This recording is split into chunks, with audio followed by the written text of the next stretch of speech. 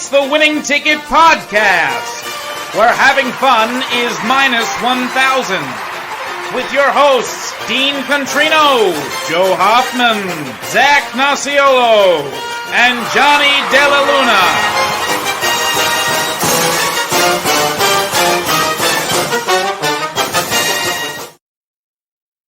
Welcome everyone to the Winning Ticket. My name is Dean. I am here to kind of give a little bit of an evergreen episode that we could kind of refer back to if you're a first-time gambler and you want to start grinding a bankroll to, kind of let your money work for you. This will be a good episode that you're going to want to bookmark. I'll get into a couple basic things. Of course, feel free to click around and jump ahead and use this as a great reference. Today I'm going to be going into two sports that I like to bet on a lot, which is the NHL and college basketball. Those are the two sports that I really make a lot of my bankroll off of when it's not NFL season, and a lot of people typically forget that it's going on because a portion of the season of course intersects with the NFL. So I like to use these two sports to kind of boost my bankroll and get ready to kind of blow it all in the big game this week. So if you have any questions, of course, reach out to us on Twitter at WinningTAXPod, or you can comment below because this one's going on YouTube as well. Of course, I'm sparing you guys. You're not going to see my mug this week. So, I've been told I have a voice made for radio and a face made for radio. I'm just kidding. I'm very handsome. So anyway, I'm going to be talking about some macro concepts. I'm going to go into the NHL, which is ice hockey. Of course, I don't know why I had to point that out. But, I said this will be for beginners. So the NHL. Basically, there are three types of bets that you can make. You can make a money line, a puck line, or a total. Obviously, I'm not going to go into what money line and totals are. You can kind of figure that out, or a quick Google search can get you there. But getting into the little ins and outs of it, the NHL is like the MLB, where most of the value is on the money line. Typically, favorites are under minus 200. Most dogs are under plus 200. So it's one of those things where you're not going to see a crazy shift. You're not going to be backing some of these plus like 380 dogs like sometimes we see in football. So there are ways to make profit, and a lot of people see that these are a lot of short and relatively shorter odds that they're going to try to parlay. I would honestly try to fade that a little bit. I'll tell you a couple of things that I look for. And of course, I like to use some rules. I'm going to divulge even the tools that I use to kind of look up some of this stuff. Of course, I have my own metrics and power rankings as well, which I would encourage you to do as well. If not, you could just continue, hit subscribe, listen to me. I'll kind of guide you along through it. You could use my power rankings for this season. So getting into the NHL, there's not a lot of tools that I give for money lines. Typically, we'll see the favorites kind of get a lot of the public play. Underdogs don't really get a lot. If you see some lines moving, you might want to kind of steer clear, or just kind of do some more research on your own outside of the show to kind of figure out why things are going. Typically, it'll be an injury or a goalie matchup, which I'm going to hit on right now. Goalie matchups are actually how I determine if I'm taking a total or not. I know that there's a lot of metrics as far as Corsi 4 and Fenwick 4. That has to do with puck possession and creating chances and things like that. I'm going to be talking about high danger chances in a little bit, which of course I use a tool called Natural Stat Trick. It's online. It's free, I'm pretty sure. Everyone could kind of go there. You could break down it. It's actually very exportable to Excel as well, so that's something that I use. If you're not a scientist or a programmer or anything like that, like I am, you could just leave the work to me, and I'll kind of guide you to the good opportunities for betting. I also use Daily Faceoff for line combinations. That's a great repository where a lot of the news kind of compiles up. If you don't have Twitter, or if you don't like using Twitter, you could always go to Daily Faceoff to kind of see some lines, and it really helps for a DFS as well. But getting back into goalie matchups, there's something that I like to look at is, of course, I like to look at save percentage, which basically is how many shots is this goalie facing on a nightly basis. Of course, you could have the best goalie in the world. If he's going to be seeing 40-plus shots, I mean, the likelihood of him getting in or stopping all of them is pretty low. Typically, anything above a 900 or a 90% save percentage is pretty good. Goalies kind of dip below that. Sometimes it's one of those things that I kind of look. It's kind of more name value. And sorry, I'm not leading off with my most data-driven point here, but I like to look at some goalies. For example, the Edmonton Oilers, by my power rankings, don't have very good goalies, and they score a lot on offense. So it's one of those things where the Oilers, I'm going to automatically be looking for overs unless I find a reason not to. Then I'll either pass, or it's very rare that you won't see me taking an under with the Oilers unless it's like something insane like 7 or even higher. Like some, I've never seen it really higher than 7.5. And of course, I think in that scenario, I, of course, don't have it off the top of my head. I think that there was some major injury news and some weird implications going on with that one. So typically totals are going to be anywhere from 5.5 to 6.5. Like I had said about the money lines, and of course this is very generic finger in the wind. You will see teams sometimes that are going to be minus more than 200, especially I know tonight, dating myself, time of recording, Colorado I believe is minus 280, or not 280, excuse me, 228, which is something that I would definitely I would definitely pass off on. So that is actually a great segue into the puck line. So if you take a team, like I just said, Colorado Avalanche minus 228, you don't want to lay $228 to win something worth talking about, you could always go on the puck line, which is Colorado minus 1.5. And those are typically going to be plus odds. If you're doing minus 1.5, so basically the team has to win by 2 goals or more, if you're doing that for minus odds, then I would just say, you kind of want to stay clear of that because, anything could happen. But yeah, this is the conventional spread that we see in football and basketball and things like that. We see, the team is so much better that they're giving, a goal and a half here. Same thing with the underdog. They're getting a goal and a half.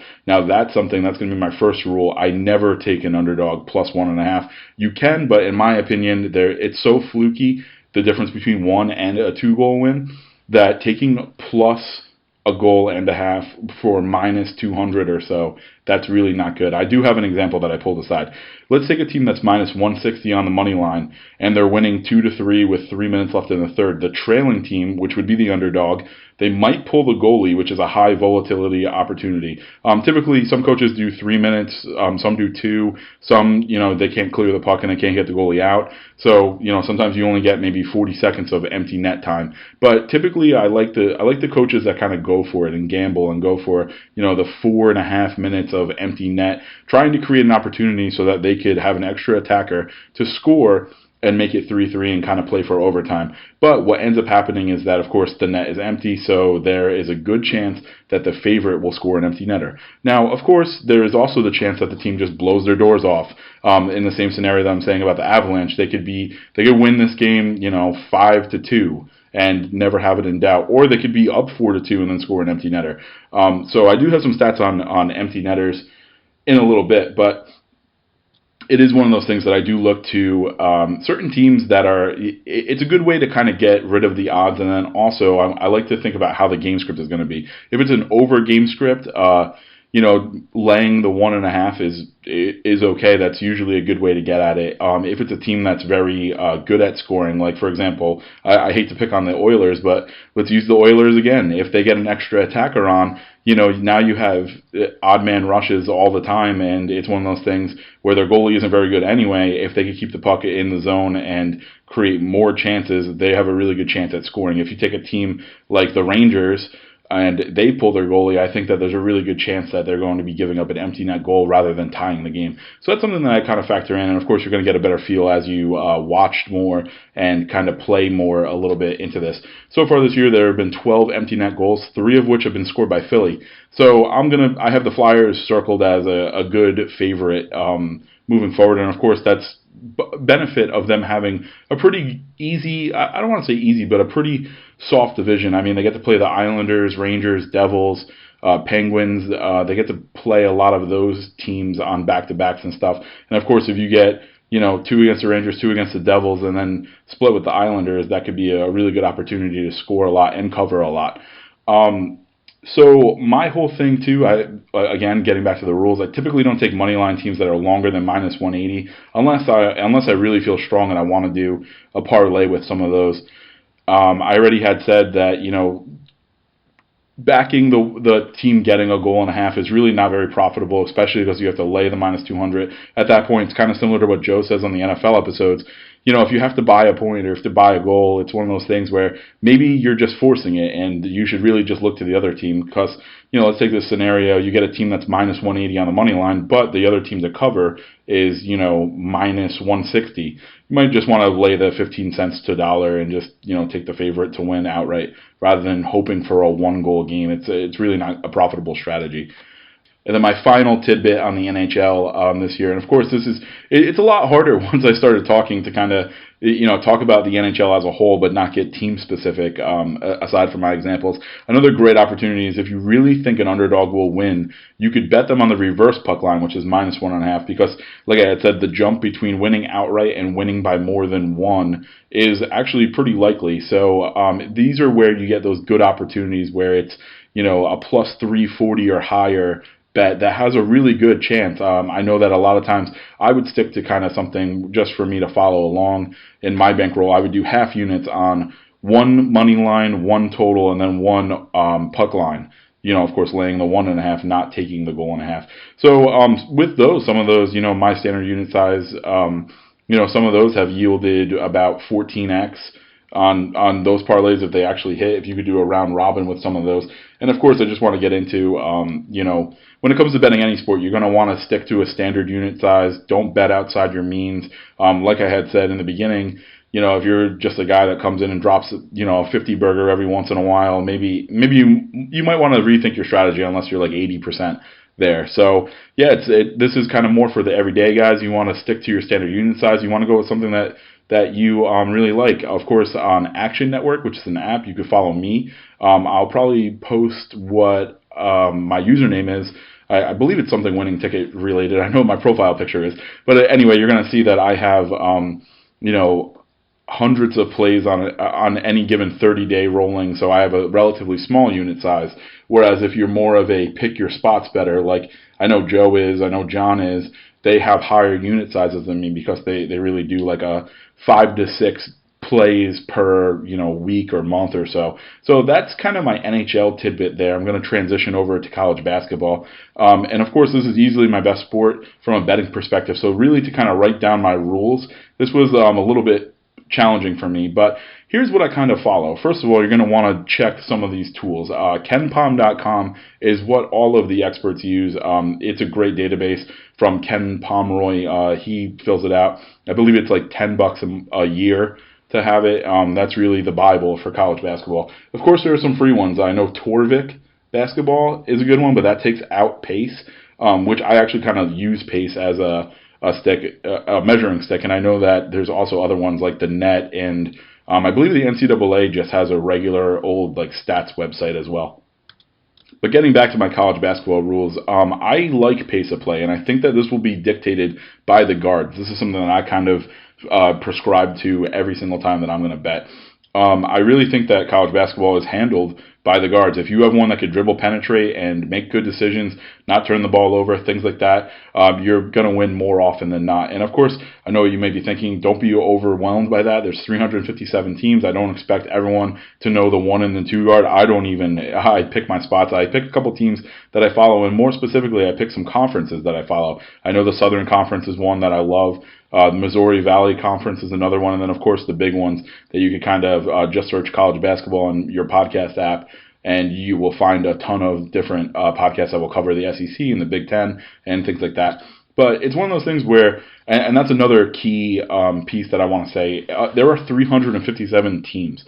That means that there are 357 chances to back and 357 different ways to get at different things. I know that a lot of people sometimes turn their nose down at, like a Wright State game or something like that. It's one of those things that these teams are playing and there are odds for it. I don't really get the hate. Where, people go, oh, you're watching the Missouri Valley Conference. Oh, you're watching the Southland Conference. Like the other day, I was outside having a cigar listening to the Abilene Christian game. It's one of those things where I really don't care. If there's odds for it, I think that there's good opportunity to kind of score some. So if you're only looking for the Power 5 conferences, unfortunately, that's not really my style. You're not really going to find a lot from me. Although I do pick my spots very selectively with those. I'm a big Illinois backer this year. I might have a play on that a little bit later. If you want to follow on or subscribe to us on Apple Podcasts or anywhere you get your podcasts, the full episode's coming out with my actual plays. So I have 2 strategies, it's a lot more than 2 actually, but I have kind of 2 different buckets of how I back teams. And let's start with favorites because this one is actually a lot easier to explain. I got a little bit carried away with my underdogs rules. But for favorites, I look to back teams that are predictable. I don't like a lot of volatility. That means not taking a ton of threes. I know this NBA style is kind of coming into college a little bit. I know that we're going to talk about Alabama in the extended episode where, they run pace and shoot a lot of threes.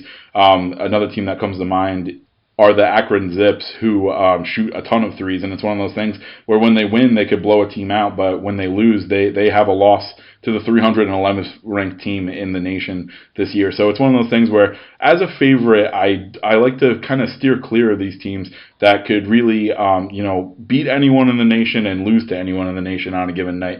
I look for teams that have high field goal percentage, high amount of free throws attempted per game, and a solid defense is a plus, but by no means like a prerequisite. I know that Iowa kind of struggles defensively. I know that the little tidbit that I like to say is that they were not a top 100 defense on KenPom last year, but they were still ranked very highly. Iowa is one of those teams where they have a great offense, but not a lot of defense, so that kind of makes them troublesome as, these big favorites. And then, of course, when I get talking about favorites, I like to say that I don't like to take double digits in conference play. And more specifically, conference play on the road. It really has to be a good scenario. So I just kind of have a rule of thumb, a little metric right here.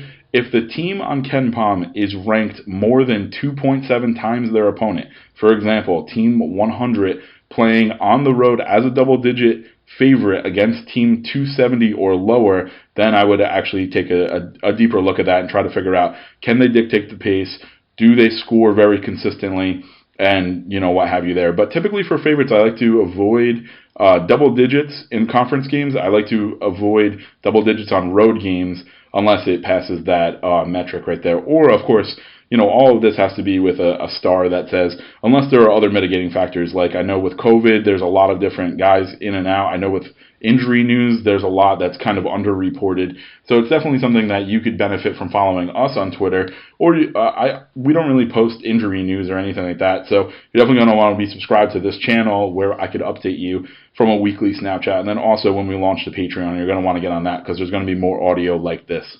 But yeah, so that's really my favorites kind of ruling. A lot of it is typically, based on my power rankings, this team should be, let's just say finger in the wind. This team should be 7.5. The books opened it at 3.5. That's a major discrepancy. I'll take that team all day long. I think back to when Illinois played at Duke. And that's another thing too. The big blue chip schools still have a lot of name value. We see it in football with Notre Dame. We see it in the NFL with the Cowboys. I'm not really sure. I'm not really too privy in other sports. But in college basketball, typically we're going to see Kentucky, we're going to see Duke, we're going to see Kansas. Those are teams that carry like a 1.5 to 2 points of value that just is completely not warranted. Bookmakers sometimes know that if they put these names out, some random people on the street won't even think any deeper than, is Coach K still the coach? Okay, I'm going to back Duke. So it's one of those things where kind of what I was saying off the top when it comes to conferences, I also typically fade some of these blue chip schools, and I have a couple plays about that. So, of course, I know that this is like my fifth tease of the extended episode, so you're definitely going to want to find us on anywhere where you get your podcast. But anyway, for underdogs, I go into three thresholds. Any underdog that's getting between 0.5 and 3 points, that's one possession, at which point I'll just take them on the money line. You're not going to see me taking a team plus 2.5. I'll eat those points for an extra, couple cents to the dollar. If they are getting a bucket, I would gladly take them at plus 130 instead. I think that's totally worth it. That's just a me personal thing. If you see some of those and you hear me saying, like, I'm going to take this team on the money line and you want to take those points, then go ahead and take them. But that's just kind of I wouldn't say that's a rule. I think that's more of a, preference there. Any underdog getting 3.5 to 6 points, I typically just pass. In my mind, let's just say a 4 or 5 point game, that's still a coin flip. I can't really see, I don't see much difference between taking a team that's plus 2 and a team that's plus 5. Now, there could be some savvy bettors at home, kind of pulling their hair out, but it's one of those things, like I said, rather than taking like the 5 points or the 6 points, I'd rather just either A, back the favorite, or B, just pass it off and just say, like I had said, there's 357 teams, most of them are playing there. I don't don't think there has been a lot of teams that have just fully said that they're not playing this year. So if I see a number that really doesn't sit well with me, I'll just go somewhere else, unless it's like something like the national championship game or something where I know that I want action on it in some way. I'll just pass it. So another point that I had made too is that if a team opens at +5, the public will pretty much dictate to you whether that's right or not. That will turn very quickly into a 3 or a 3.5 or a 7.5, depending on what the public does. And since it's the middle of January and football season's still going on, golf just started up. The bettors are kind of backing other sports. I just gave a NHL little recap in the beginning. So there are other sports. There's other ways to get some coin down. So I really think that these lines are pretty sharp from now. So if you're backing a team that's +5 and that jumps to 3.5, I mean, you have a great ticket. If it goes to 7.5, you might even want to back it again, because 7.5 is in my next threshold. Anywhere from 6.5 to 9.5, I like to find something that the dog does well. If they have a rebounding advantage, if they could shoot the lights out, or anything is way above their overall ranking. For example, Team 150 is top 30 in offensive efficiency. That's a big check for me to just research deeper. Of course, these aren't meant to be, okay, if you see this, definitely play all the time. Because like I had said all the time, injuries, COVID news, things like that really matter. This is supposed to be just a rule of thumb type of episode of kind of how I break down things. And of course, like I have been saying, and of course I don't want to make this sound like a commercial, but once we release the Patreon, things like these are going to be bonus content where you could listen to me kind of go off on why I do some of these things, and I'll get a little bit more specific coming up. So that's a good signal for me to kind of reach a little bit deeper and kind of see, okay, why is this team a 9.5 point dog? What's going on? Just recently, yesterday, I had the Citadel. They were a 9-point favorite and they won by about 8. So it's one of those things where, I had them right away because I knew that they shoot the 3 very well. And it's one of those things that I knew that they could put up points and that they had a rough go of it the last time out. I do have an example about the Citadel a little bit later. And then, of course, anything above 9.5 for underdogs, I look for 3-pointers. And I also look for scheduling and injuries. If this is, their 5th road game in 5 days, or well, that's actually impossible. But, you know what I mean? If it's like a bad home road split or anything like that, or bad scheduling spot, then I look for 3-point percentage. If this team could kind of stick around and be pesky, I mean, if you really think about it, in order to cover a 10-point spread, you just kind of have to hang with them the entire game. You're going to have some stretches where you give up a run, but it's one of those things, if you're a good 3-point shooting team, then you could kind of, knock down, let's just say you score a 3, get a stop, and then score another 3, then that's a 6-point swing right there. So for underdogs, I typically skew towards 3-point shooting teams, and then for favorites, I typically stay away from the high 3-point shooting teams. So it's one of those things that's just my reference, of course. Who am I? I'm just a guy who was 68% in our Slack channel, which of course we are sunsetting for greener pastures here. Now, I just had mentioned travel spots and home court and things like that, and I know during this COVID year, a lot of people kind of roll their eyes like, oh man, we're really talking home court. I know in the NFL, home field advantage was really non-existent. I don't think home court necessarily matters in college basketball. However, travel and elevation and scheduling do. A lot of conferences are doing back-to-backs, which is pretty rare. That's something that only the Ivies would do, which of course they're not playing this year. But some conferences are doing Friday night, Saturday night back-to-backs. Others are traveling, 3-4 days. Like I had said, I kind of buried the lead. This is what happens. I look at my notes and I just kind of jumble it all together. But the Citadel, they were a team that I backed at 7.5. It jumped all the way down to 6, so I thought I was on the right side here. But they started playing, they got blown out by 20, and it's one of those things that it ended up being their 4th game in. No, excuse me. It was their 3rd game in 4 days, all in conference. Tired legs equals less jump shots falling. Tired legs, harder to jump. It's the same game snapshot. It's one of those things where Citadel, they're typically a good 3-point shooting team. They shot 33% total from the floor. They shot 27 from 3. They scored their least amount of points of the season by 18. So it was one of those things where it was a bad scheduling spot. I should have backed the other team, especially because the entire public was on my side as well. So we all kind of got that one wrong. It's one of those things where, and that's another thing, every time we would get a play wrong, we would always say we're going to go back to the drawing board. We're going to figure out why things are going on like this. So it's definitely one of those things you want to look for traveling, scheduling spots, and you want to look for teams that have to go like relatively cross country. Like I had just said in the beginning, hockey redesigned their division so that these teams don't have to travel very far and very frequently. College basketball, some kind of go all over. These conferences, sometimes teams add and drop at a moment's notice. Well, not really. From year to year, teams add and drop. Like, for example, UConn is back in the Big East this year, so now they're playing a whole bunch of different teams, and they're actually traveling around and stuff. So it's one of those things where you want to kind of pay attention to that. Of course, KenPom, Torvik, and just the regular old ESPN app, you can look to see how many games they've played recently. You're going to want to pay attention to these dates. Or something that I've heard good feedback on is that, some people just mark these as their quote-unquote favorite team, so they get push notifications every time they play. So you're going to want to be paying attention to how often a team plays and what's that travel spot like. And then, of course, like I said, injuries, COVID, things like that. And then, of course, this is one that I don't really have fully fleshed out, but this is just a kind of a side little reminder. When betting either hockey or college basketball this season, there's going to be a lot of back-to-backs and multiple games against the same team. I think that coaching and depth will really reign supreme here. I love teams that, have the familiarness with the other team that they're playing. College basketball, I love it when it's an in-conference team kind of playing each other on a back-to-back. These coaches know each other, things of that nature. Same thing in the NHL where it's like, all right, this is a rematch of a playoff matchup from last year. It's something that these coaches, these players, they really know each other. And then, of course, it's a good way to assess the motivation. But the thing that I want to test, and I'm kind of holding up to the light right now for everyone to hear, is I like to think when two teams play each other on a back-to-back and they're relatively similar in skill, meaning that they're not too far apart in my power rankings, I like to think that most of the time they're going to split.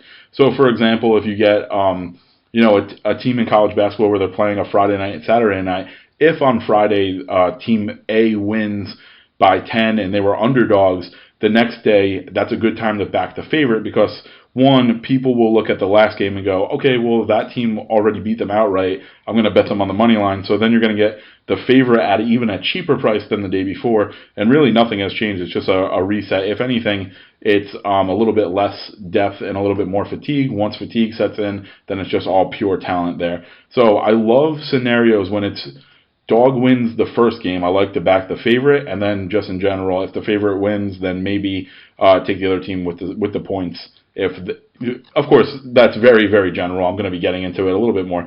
So hope you guys enjoyed this quick snapshot overview about some of my betting strategies. Of course, very macro concepts. So sorry if it was frustrating that I didn't really get too specific and I didn't give out any plays.